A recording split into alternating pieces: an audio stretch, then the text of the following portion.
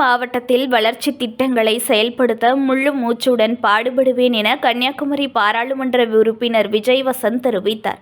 கடந்த நாடாளுமன்ற தேர்தலில் இந்திய கூட்டணி கட்சி சார்பில் போட்டியிட்ட விஜய் வசந்த் பல லட்சம் வாக்கு வித்தியாசத்தில் வெற்றி பெற்றார்.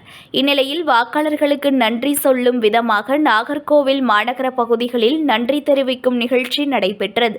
இந்நிகழ்ச்சியானது பார்வதிபுரம் சந்திப்பில் உள்ள முன்னாள் பாரத பிரதமர் அமரர் ராஜீவ்காந்தி திருவுருவ சிலைக்கு மாலை அணிவித்து மரியாதை செலுத்தி திறந்த வாகனத்தில் நன்றி அறிவிப்பு பிரச்சார பயணம் துவங்கியது.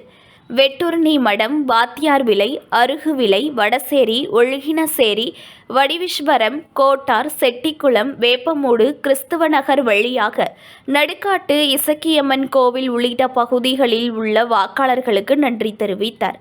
முக்கிய வீதிகளில் அவர் பேசுகையில், ஏற்கனவே 4 வழிச்சாலை திட்டம் கிடப்பில் போடப்பட்டு இருந்தது. மத்திய மந்திரியை சந்தித்து அந்த பணிகளை விரைவாக முடிக்க கேட்டுக்கொண்டேன். அதன் அடிப்படையில் பணிகள் தற்போது வேகமாக நடைபெற்று வருகிறது என்றும், இதேபோன்று மாவட்டத்தின் அனைத்து வளர்ச்சி பணிகளையும் மேற்கொள்ள முழு மூச்சுடன் பாடுபடுவேன் என பேசினார்.